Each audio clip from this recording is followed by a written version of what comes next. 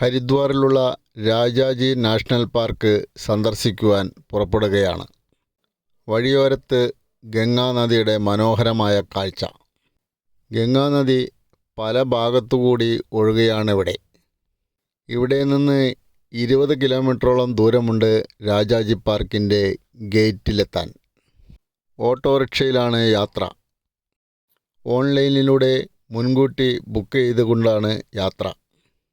Rajaji national പാർക്കിൽ 2 സോണുകളാണുള്ളത്. ഒന്ന് രാവിലെയും ഒന്ന് ഉച്ചയ്ക്കും. അതിൽ ഉച്ചയ്ക്ക് ശേഷമുള്ളതാണ് തിരഞ്ഞെടുത്തത്. ഉച്ചയ്ക്ക് 2 മണിക്ക് സഫാരി തുടങ്ങും. അത് 6 മണി വരെ ഉണ്ടാകും. ഗൈഡിനും വാഹനത്തിനും കൂടി 2500 രൂപയാണ് ചാർജ്. ഹരിദ്വാറിൻ്റെ പ്രാന്തപ്രദേശം കഴിഞ്ഞാൽ ഉടനെ വനപ്രദേശമാണ്. രാജാജി പാർക്കിൻ്റെ ഗേറ്റിൽ ഓട്ടോറിക്ഷ എത്തി. അങ്ങോട്ടും ഇങ്ങോട്ടുമുള്ള ഓട്ടോറിക്ഷയുടെ ചാർജ് 1200 രൂപയാണ്.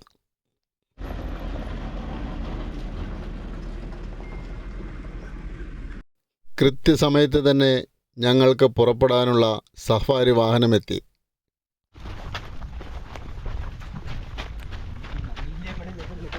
നിറയെ മാനുകളും പുള്ളിപ്പുലികളുമുള്ള പ്രദേശമാണ് ഗേറ്റിന് പരിസരം.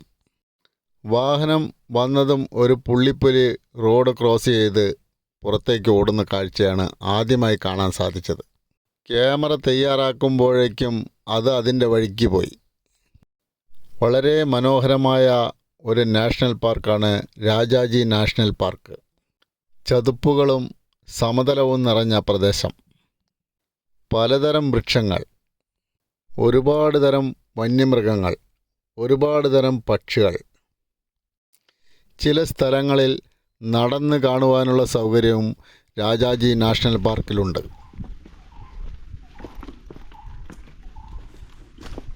അങ്ങനെയുള്ള ഒരു സ്ഥലത്തു കൂടിയാണ് ഇപ്പോൾ നടക്കുന്നത്. ധാരാളം മാനുകളും ആന മുതലായവ സഞ്ചരിക്കുന്ന ഒരു സ്ഥലമാണ് ഇവിടം.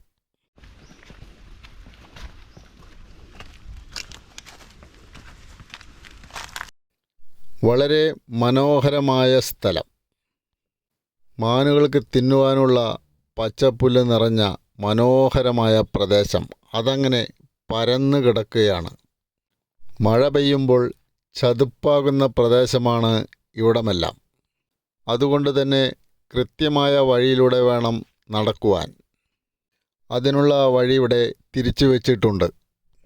നോക്കത്താ ദൂരത്തോളം പരന്നു കിടക്കുന്ന ഒരു പ്രദേശമാണ് ഇവിടം. വളരെ മനോഹരമായ ഒരു പ്രദേശം. ഏതൊരു പ്രകൃതി സ്നേഹിക്കും സന്തോഷം പകരുന്ന പ്രദേശമാണ് ഇവിടം. ധാരാളം വന്യമൃഗങ്ങൾ വരുന്ന പ്രദേശമാണ് ഇവിടം.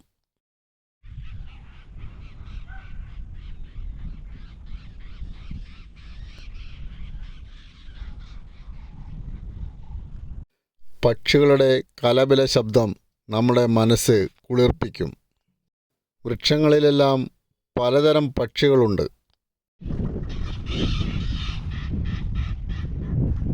നല്ല തണുപ്പുള്ള പ്രദേശം.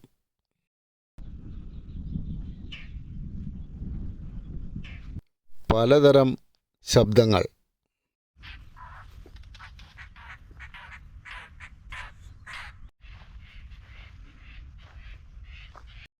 ഉച്ച സമയമാണ്.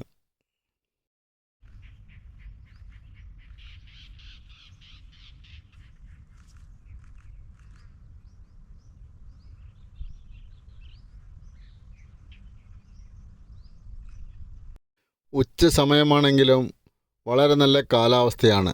ചൂട് അധികമൊന്നുമില്ല.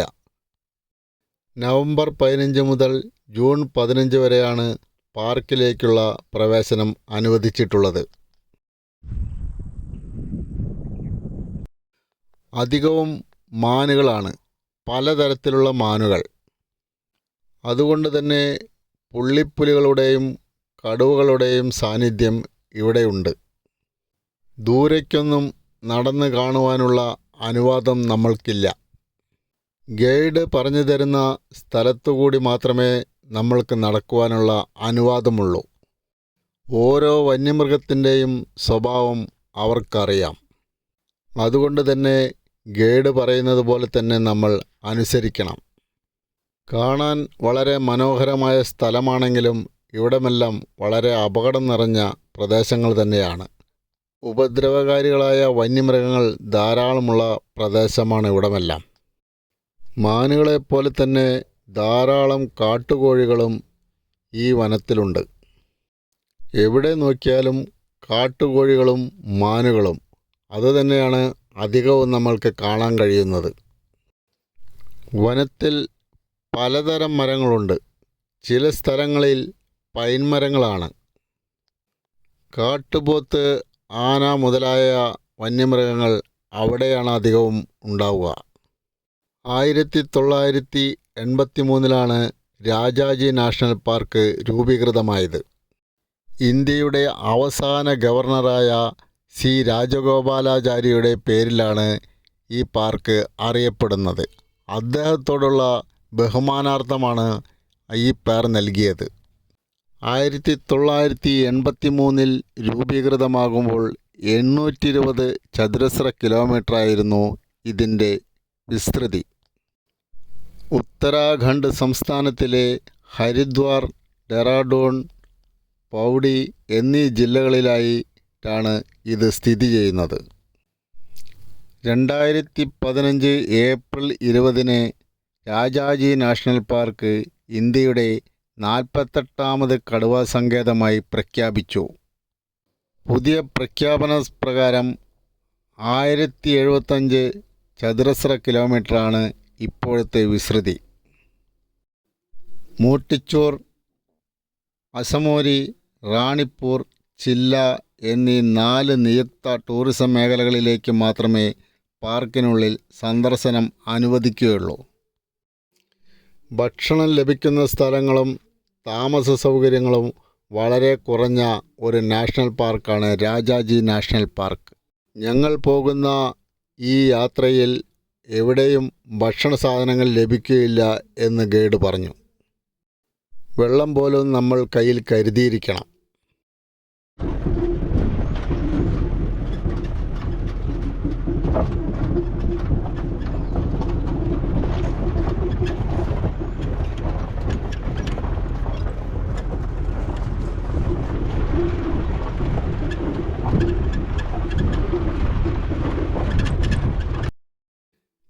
ചില സ്ഥലങ്ങളിലെല്ലാം വനത്തിലൂടെയുള്ള യാത്ര വളരെ ദുഷ്കരമാണ്. തകർന്നുപോയ വഴികളാണ്. അതിലൂടെയെല്ലാം വാഹനം ചാടിച്ചാടിയാണ് പോകുന്നത്. മുൻകൂർ ബുക്കിങ്ങിന് ശേഷം ചില്ല, മോട്ടിച്ചൂർ, കുനാവോ, റാണിപ്പൂർ, അസനോരി, സത്യനാരായൺ എന്നിവിടങ്ങളിൽ ഫോറസ്റ്റ് റെസ്റ്റ് ഹൗസുകളുണ്ട്. അവിടെ താമസവും ഭക്ഷണവുമെല്ലാം ലഭിക്കും. മഴക്കാലത്ത് പാർക്ക് അടച്ചിടുന്നതാണ്. മഴക്കാലങ്ങളിൽ ഇവിടമെല്ലാം വെള്ളം നിറഞ്ഞ് ചതുപ്പ് പോലെയായിരിക്കും.